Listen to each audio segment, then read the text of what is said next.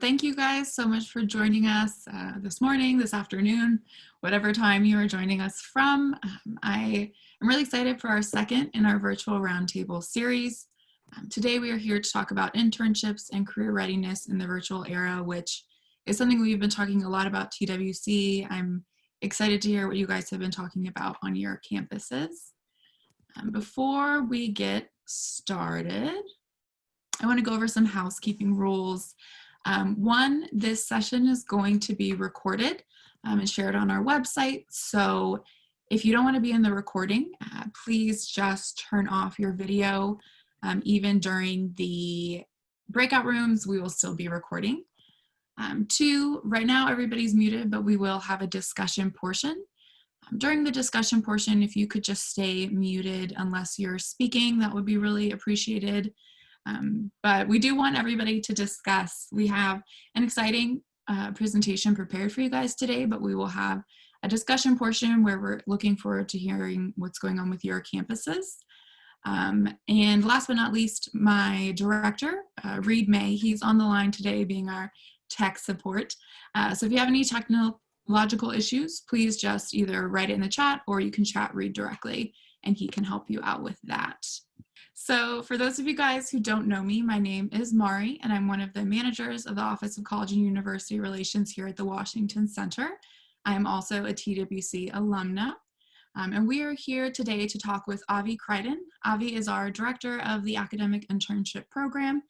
He is an experiential education specialist with a background in experience and curriculum design. Avi has a bachelor's in anthropology from UC Berkeley, and a master's in international education from Teachers College, Columbia University. Avi is a veteran, an AmeriCorps alum, and a proud father and husband. And a fun fact, Avi was actually my career advisor when I did the TWC program. So I trust him a lot with this. He's going to share a presentation today about a lot of what we've been doing at TWC, a lot of research he's done on virtual internships. But while he's talking and also while we discuss, I want everyone to consider this big question, which is with COVID-19 and distance learning being two of the recent disruptions in higher education, as educators, as career advisors, how might we use this disruption as an opportunity to redesign internship programs in order to better serve our students? So without further ado, I am going to pass the mic on to Avi, who's going to get the conversation started today.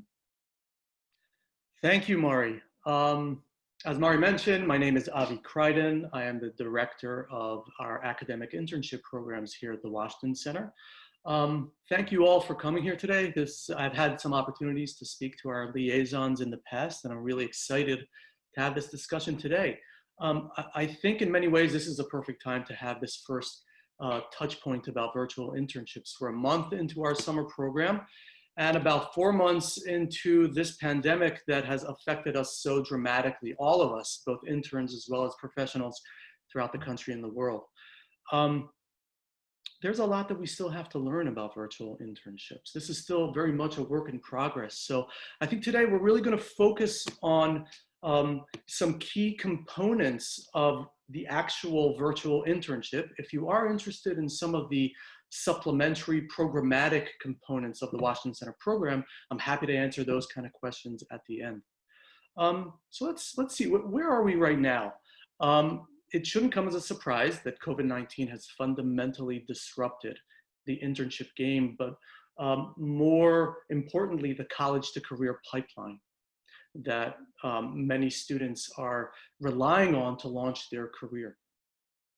Many companies have canceled their summer programs. The website Glassdoor measured the number of internship postings this year in April, May, and June in relation to last year, and they saw a 50% reduction. NACE assesses that approximately 35 to 40% of their affiliates have canceled their summer programs. Regardless of what the true number is, and it's really difficult to assess, you're looking at hundreds of thousands of students that have been impacted by this. That is an undeniably large number. Some companies have been able to quickly transition their programs to online companies. Many large tech companies have been successful in doing so. The type of internships that they run are largely technical in nature. Other government agencies have been a little less successful. As an example, our law enforcement partners here at the Washington Center, federal law enforcement, took a pause when it comes to virtual internships, trying to figure out how to best do so. So before we start this discussion, keep in mind, there are a lot of things that we know. I'm gonna avoid using the term best practice, and I'm gonna instead use key components. There are a lot of things that we know that are key components of a successful virtual internship, but there's still a lot that we need to assess, a lot to discover, and then a lot to design moving forward. Thank you, Mari. Perhaps a good place to start is to differentiate the key components of in-person versus virtual internships. To me, as an educator, the thing that I focus on is the immersive aspect of an in-person internship. For interns, in-person internships allow dozens, if not hundreds, of unscripted moments that emerge throughout the internship experience. This is an intern popping into their supervisor's office and asking a question. It's them witnessing another conversation that might happen between two senior colleagues at the workplace.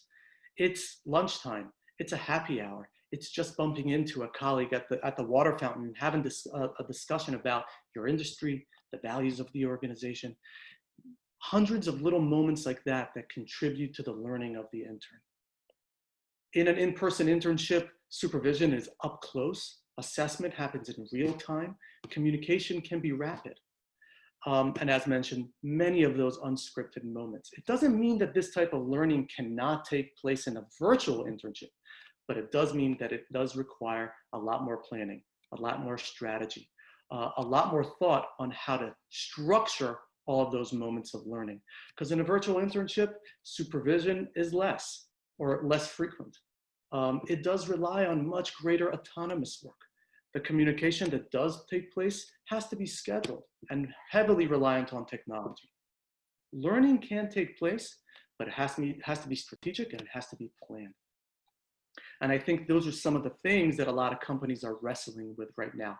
How much energy do they need to put into planning a quality virtual internship program? Before we move on, Mari, just one point, thank you. I also want to say that virtual internships lend themselves very nicely to project-based models. Think about an intern sitting at home. They have their own schedule. They have their own constraints, and a lot of us have their own life constraints right now. Those of us who are parents definitely know what I'm talking about. Project-based models allow them to navigate the workplace based on their own schedule to complete the work requirements in a more harmonious way with whatever it is their specific life constraints are. In-person internships allow for project-based models, but also for general support and administrative type of internships. We're going to focus on a few components of successful virtual internships. I'm not really going to focus on the pre-internship preparation for the sake of time, but I am going to talk about the importance of a comprehensive intern onboarding, as well as some of the focal points when administering a quality program, namely communication between intern and supervisor, planned intern engagement, and a few other ways to look at performance evaluation that befit a virtual model. So I would like you all to think about the first week or two of an internship for any intern. Many times they'll go through that first day of onboarding, and then the rest of the learning takes place organically. They observe, they're immersed in an environment, they learn about professional standards at the workplace, they observe how people interact with each other, they learn about attire, conduct, communication. They get a sense of what the organization space is all about. What are the values of the organization? What is the mission of the organization? They get to interact with other companies, other individuals. Consequently, the organization does not necessarily have to really put so much effort and script everything into the onboarding process. This won't take place in a virtual environment. as a result, what we're starting to see is that there's a direct correlation between the strength of the onboarding process and the ongoing engagement of the student later on. Incidentally, we're also seeing that when it comes to the Washington Center programming, and what we've learned is that we need to strengthen our own student orientation in the fall semester to avoid confusion and make sure that students feel more engaged. So I'm going to run through some of these components. A strong onboarding allows for or sets internship timelines and deliverables. So it goes beyond the job description and it speaks to the student experience in general. Supervisors should not rely on students just figuring it out by themselves. A strong onboarding talks about organizational values, mission, structure, and hierarchies. And what we know very much about Gen Z is that the mission of the organization, the values of the organization are very important to them. This, I think, is compounded these days when young or college graduates are saying that they want to work for companies that have a strong mission, that have strong diversity and inclusion efforts within the organization. The next 2 points have to do with allowing students/interns the space to voice their own opinions. It is a powerful moment to give students the space to talk about their goals for the semester, their objectives, the people they want to meet, their strengths, their areas of improvement. It has to come from students as well. And later on, I'm going to ask you all to think about how you help prepare students to succeed in a virtual environment. Students articulating their own desires has to be woven into a strong onboarding. The last point has to do with the fact that what we hear over and over again from students in their early semester surveys is how important building a professional network is to them, probably even more for many than finding a job post-graduation. Students really understand the importance of a strong professional network. Again, this happens organically in a lot of internships, but it won't happen in a virtual internship. So it must be a mutual commitment from the organization to introduce interns to as many people within the organization as possible, and for interns to seek out those connections. So I want to now transition to a few focal points of administering a quality internship program. If you asked me, you know what, let's think about it like this. I want you all to think about how much professional communication has changed for you in the last 3 or 4 months. We've moved virtual, and there are, if you're like me, there have been so many opportunities in which the point hasn't really, that your peers haven't really gotten your point, that an email falls short in really articulating the meaning behind your words, that your words have been misconstrued, that conflict perhaps emerged for no other reason that we're not seeing each other's facial expressions, the nuances behind our words. We are all experienced for the most part in the workplace. So we've been able to navigate this new terrain. But think about an intern. Many of them don't have any experience. If there's one most important factor about launching a successful virtual internship is creating a communication strategy that is appealing both the supervisor as well as the intern. So what does that mean? It means setting how you're going to use specific technological platforms and articulating to each other what are the best ways that I convey information and learn about or receive feedback. How do you use email? How do you use text? Do you use phone calls? How do you use Zoom? Are you using Slack? What is the purpose for each? Then when I speak to internship site supervisors, I'm always talking about 4 layers of intern communication. And this is something that I think is very important to talk to interns about. What we recommend are daily touch points. This is a great way to just touch point to engage the student, to engage the intern, and for the intern to ask clarifying questions. It can be via Zoom, it can be via Slack. It doesn't have to take more than 10 minutes, but it should happen once a day. Weekly deep dives are there to really focus on upcoming projects, to assess the work that the intern is doing, and to answer some questions about the nature of the work and how they feel about the work. Midpoint and final meetings are there to offer performance evaluations. This can come alongside the site visit that's conducted by the career advisor, but it doesn't have to be.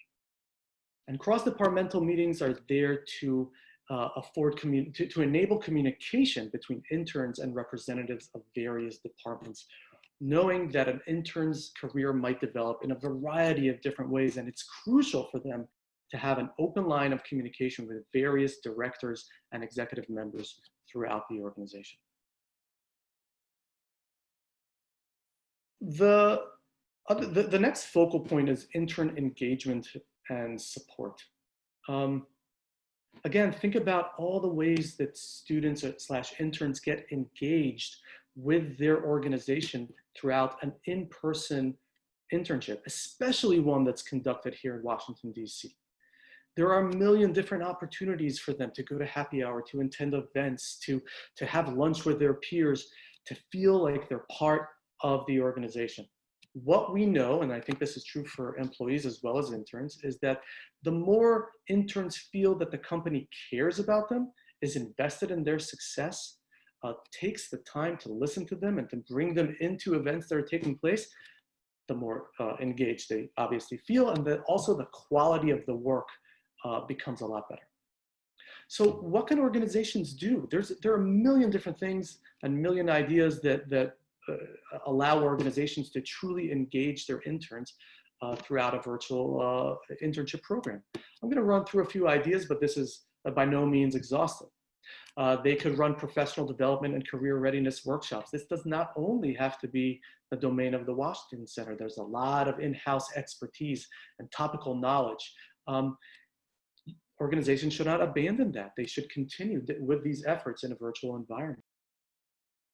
Informal and social fun events. If you're like me, you have all these happy hours, you have different types of virtual engagements with your peers. Include interns in that as well. That's how we coach many of our internship site partners to do so. We also advise that they have regular touch points with the executive team and the upper echelons of the organization. That if staff members are going to virtual networking events, conferences, lectures, and other kind of professional development sessions, to make sure that their interns are invited as well. To create a mentorship program that is a little bit more logistically demanding, but definitely an idea that has high yield. The last thing that we're starting to talk about and starting to understand is that there's a great need to focus on the intern's well-being. Whether or not that's going to be a fixture of virtual internships after these COVID days are over, or just now, is still uncertain, but we are seeing that students are under a tremendous amount of stress. They're about to graduate into an uncertain workforce where unemployment has never been higher. They need supervisors that focus on their well-being. That is also going to be a focal point of my team moving into the fall semester. The last thing that I really want to focus on is a different approach to performance evaluation. It's important to have a structure and a model for performance evaluation. We still use the NACE competencies because they are still relevant. And Skills Survey, the company that we work for to deliver interns' final evaluations, have incorporated the NACE competencies into their assessment models. But they're not as comprehensive as they should be, and there's still some elements of virtual work that are unique to virtual work. The clearest thing is autonomous work. How well is a student working independently? How much supervision do they need? Are they able to take a task and go with it, to ask the proper kind of questions in the beginning, and then have a full day without any kind of supervision where they just work on their tasks, on their responsibilities? All of us, or many of us, still struggle with that. It's a tall order, but something that should be measured. Active engagement and proactivity. When I talked about intern engagement, yes, it's going to be the responsibility of the internship supervisors to design a clear engagement strategy, which, by the way, helps them assess the quality of the intern and possibly think about hiring later on. But it's also going to be something that I think is increasingly demanded of virtual employees in the future. And some of you might already feel it. You might already feel that disconnect with your organization. I feel it sometimes, and then I have to be really proactive about engaging with people, asking people how they're doing, engaging myself in different projects throughout the organization. It's going to be more and more the responsibility of the individual to engage with the company as much as it is the company's responsibility to keep people engaged. That is something that a supervisor can assess. How proactive is the intern? How much do they seek out that type of communication? Appropriate technology usage, I think that's pretty self-explanatory, but obviously students are going to have to know how to use technology appropriately. When not to use emojis, when to be serious, when to be more traditional, when to be a little bit more jovial in their communication. The last thing that I think is worth mentioning is that if I had to predict where virtual internships are going in the next 2-3 years, they're going to ask, the demand is going to be on interns to take initiative more, to after a short a short time of getting to know the organization, their duties, their responsibilities, and the organizational mission, to start initiating projects. That's really hard today, the way virtual internships are structured. But the more we are kind of disconnected with each other, and technology being where it is now, a great intern is going to distinguish themselves by showing an initiative, by relying on their strengths, by trying to solve some small scale departmental and organizational issues at their internship site. So these are examples of 4 elements that don't always fall into traditional evaluation processes and under the NACE competencies so much, but definitely things that supervisors can start focusing on when assessing their interns, and interns can think about before the semester begins. So I know I put a lot on you right now, and I'm going to try not to talk too much. I know Mari's going to split you up into groups, but until now we spoke a lot about kind of the responsibilities or the characteristics of a really good virtual internships and the responsibilities of the supervisors in designing a quality internship. What we want to hear from you, and we're really curious about it, is to see what are some of the ways in which you can advise, support, and help students thrive in such a setting. What are some of the challenges that you predict or you've seen your students facing in a virtual internship environment? What are some of the primary pain points that they have? What do you think would be really, really important for virtual interns to know prior to engaging in a virtual internship or in the Washington Center program? And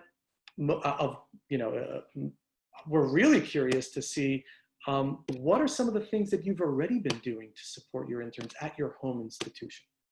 So I know that Reed is going to post those questions now in your chat groups. Mari, you're going to split them up into small groups. We're going to give about 10 minutes to discussion, and then we're going to come back in and have a wider group debrief. I'm not going to ask you for every group to debrief, but I am interested in hearing what you discussed, and hopefully we'll have a really good discussion about it. I think we could get started. All right. So, we would really value to hear a little bit about what you've discussed, just attending my group. I think I realized that perhaps some of you haven't had a chance to really think about these questions before, because let's be honest, we're all still in crisis mode. We're all still worrying about how do we clean and sanitize campus and whether or not we're going to open and all these fundamental questions. So I am interested if you've had a chance to discuss virtual internships with your students, either prospective students interested in next summer. Have you gotten any kind of feedback from students that are participating in virtual internships?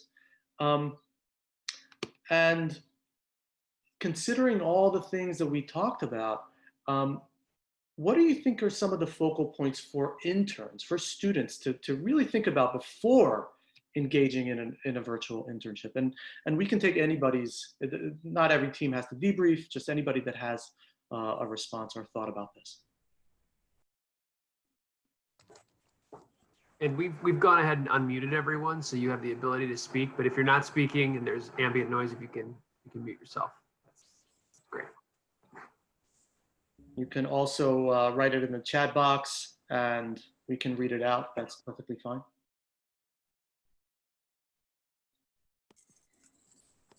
Actually got one of those, Avi, so I'll go ahead and read it aloud.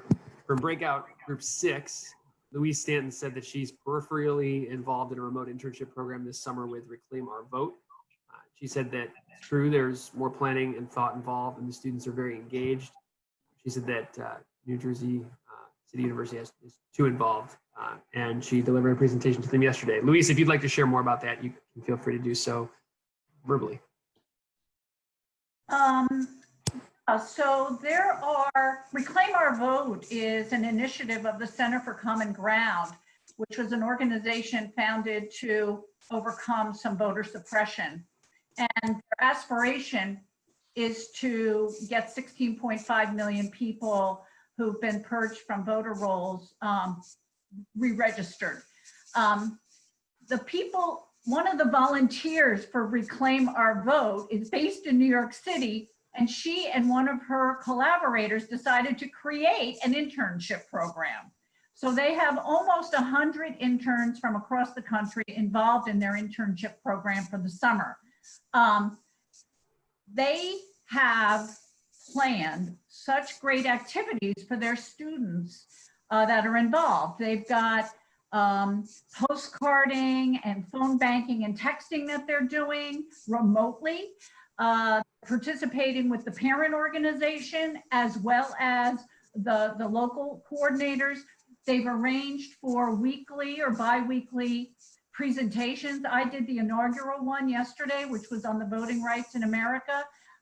It's really an awesome program. And to one of the points that Avi made, which is, yeah, I mean, compared to what some of the internships I've seen that are in person, it really is a couple of steps up in terms of both rigor and engagement with the students. So that's my experience. I'm a big fan of these. And so I'm looking forward to maybe having NJCU involved with the Washington Center internships.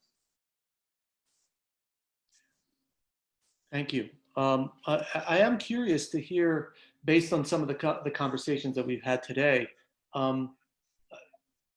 what do you think are some of the characteristics that of a successful virtual intern?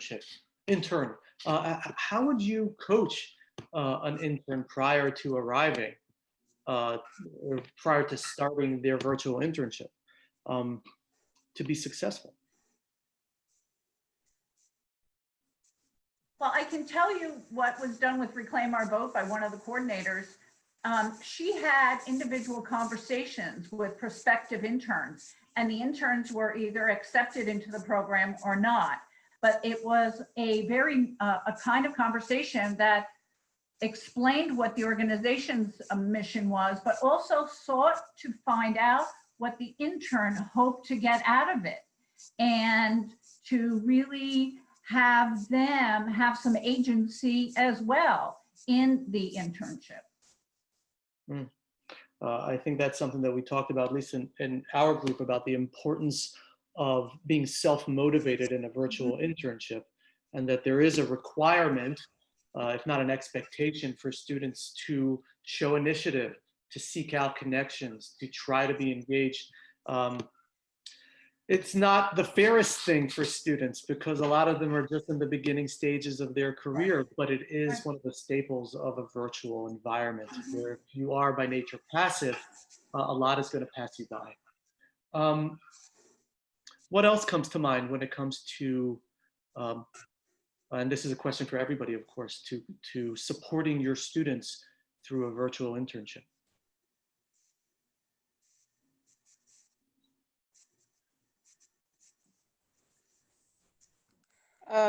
This is Patsy. Has anyone used a resource called Inside Sherpa for some of those virtual? It's a website called Inside Sherpa. It provides 5 to 10 hour virtual internships into some of the Fortune 500 companies nationwide. And I have been told by my students that really gave them a really nice picture of what a virtual internship could be on some of those. Is that something anyone has thought of kind of doing like a practice run with some of those very short-term internships, like a micro internship through Inside Sherpa? Sounds like a great idea, but no, wasn't acquainted with it. I just put it in the chat room. So if anyone's interested. I want to jump in here. I'm thinking that the most important thing for a student to have is to be organized with his or her time, as is the case with working online. Be organized with your time and have a place to be able to conduct your business. And I haven't had that conversation with the students that I know, the few students I know that have virtual internships in the summer, but they're really highly functional. And I'm just, I didn't need to worry about that. They, as students, had already gotten that together. But it occurs to me now that that's something that we need to have a regimen of preparing our students for these kinds of internships. So those are two things. I think that's a really important point that a lot of us take for granted, even as simply as the student has a laptop and they have a place to work. That's not necessarily the case. I'm not going to show you my room where I'm working from right now. It's a disaster. So, I mean, a lot of people have to really either spend money to get the kind of technology that they need, or navigate some home environments that are pretty chaotic now with more and more people in the home front. We do advise our students to have those conversations throughout the onboarding process with their supervisors. And we, in fact, amended our agreement forms between supervisor and student to include, so they can both discuss the schedule of work to the hour throughout the work week. Knowing that a virtual internship allows for a great deal of flexibility. So really good points. Yeah, I guess I'll step in for a second. In our group, we actually barely got through the question. So as usual, we focused on the first question, but I think it answered a lot of things. And I think some common experiences were that the abrupt switch to remote was difficult, better transitioned by some students than others, certainly those with more experience.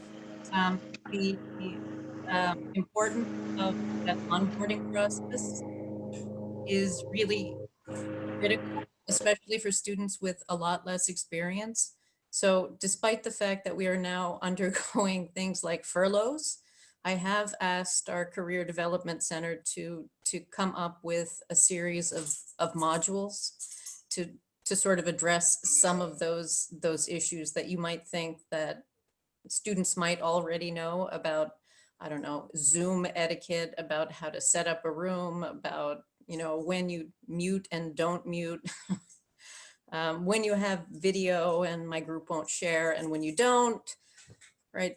Simple things, and also time management skills, and the importance of really structured check-ins in project-based learning. I know that there is, someone mentioned Sherpa, but there's a student startup out of Brown University, I want to say, that's matching students with micro internships. that kind of give them that type of experience too. I can find the reference and send it to Mari afterwards, and maybe she can share it. Yeah, definitely. That'd be great. And we will be sharing the slides as well as the recording with everyone too. So you will have all of Avi's wonderful knowledge at your fingertips. Mari, I see it's 1:50. Do we want to spend more time with debrief, or I'm happy to answer questions. I'm also happy to stay after if any one of you has specific questions. Yeah, I think we have about 5 more minutes before I want to wrap up and be cognizant of everybody's time. So if anyone else has something to share, if something you learned on your campus that you think would be valuable for others to know, that would be really great. And then also, while we have Avi here, if you have any questions for him about our virtual program or how it's been going this summer, feel free to ask him those.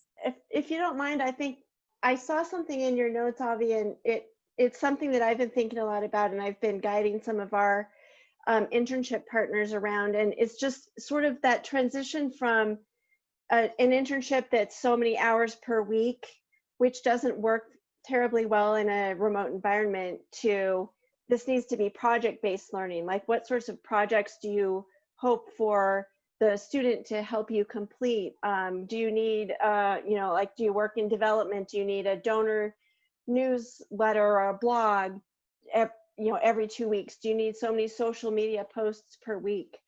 So really just transforming the way you think about the nature of the work that the student can be involved in and can help you out with. I think that's been really important in our thinking. Absolutely, I agree. And where I think you might see this whole internship world going is that most virtual internships will by default become project-based, because supervising a different type of internship puts too great of a demand on all of us. If you just think about how much work it takes supervising a single employee, an intern probably takes more work than that. Here's a little thing. When I talk to internship supervisors and they ask me about, okay, so what kind of projects should I come up with? So the conversation is always, what's number 10 or 12 on your list? What's still important enough for your organization and for your department? And what are the projects that you know this will really help us, but it's not number 1, so it always gets bumped. And if, as the director of a department, I have about 10 of those projects. They always get bumped because they're important, but not important enough for me. There's always something more pressing. That's a classic intern project, with guidance, with supervision and support, but something that they can really sink their teeth into. Where I think the real question is not so much with an accounting student, a student that does social media work, a student, data jobs, data analysis, data aggregation, cleaning data. It's more about how do you transition a internship on Capitol Hill? How do you transition a internship at different type of government agencies that have far more moving parts, and how do you design a project there? So some of our work is going to be to work with internship sites to help them design those projects. But it's very much a work in progress. In the chat group, somebody said Parker Dewey. I think for short-term micro internships or gigs, I think they're a great resource to look at some sample short-term virtual projects. But where they differ from us is that they're talking about a total of 20 to 40 hours, 3 weeks worth. It's a little bit more challenging when you're designing a semester-long project-based internship. But yeah, I totally agree that there's a lot of opportunity and a lot more work to be done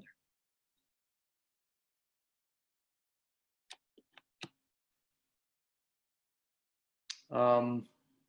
Anybody else have additional questions, comments, things that they would like to share or ask the group? I just want to say thank you for everything you've done for our student this summer, and for creating a very high quality summer internship in this virtual world that we live in now. So keep on keeping on, Avi. I'll try. I hope it's quality. We'll see what the end of semester surveys say. The best. Well, his reports to us have been very good. So Excellent. Happy to hear it. It's been interesting for me to watch Avi and his team build this whole new program. And then for those of you who might not know, moving in the fall, we're doing both an in-person and a virtual program. So not only did they build a whole virtual program, but they're also running it in tandem with our in-person program during this time. So it's been very impressive. Just being cognizant of everybody's time, I'm going to quickly share my screen again to just go over some next steps. I'm so happy everybody has been able to join us today. And last week, I think both sessions were really exciting for me. We will be early next week sending you an email with this recording, Avi's slides, some resources, as well as a survey. And if you guys could fill out that survey, give us feedback, it'll help us keep these sessions relevant, help us improve them moving forward. Also, if you have questions or want to keep talking about any of this, you can reach out to occur@twc.edu or reach out to your manager and we can talk to you about it. We can connect you with Avi to talk about it. We definitely want to continue the conversation. And then just in terms of looking forward, I'm really excited. Our next virtual roundtable is on July 22nd, and it's designed as a follow-up from this conversation. So as Avi mentioned, we hope we're providing a quality program, and our Chief Academic Officer, Kelly Eaton, has actually been doing a ton of data analysis around feedback so far of how our students are doing in the summer virtual program. And so she's going to talk through a lot of lessons that we've learned transitioning from virtual in the spring, moving through the fall. And I'm really excited to hear from her, and I hope some of you guys can join us. You can scan this link to register now. Otherwise, we'll include a link in the follow-up email next week for you guys to register. And thank you guys so much for joining us today. Like I said, reach out with any follow-up questions and hope to see you on July 22nd.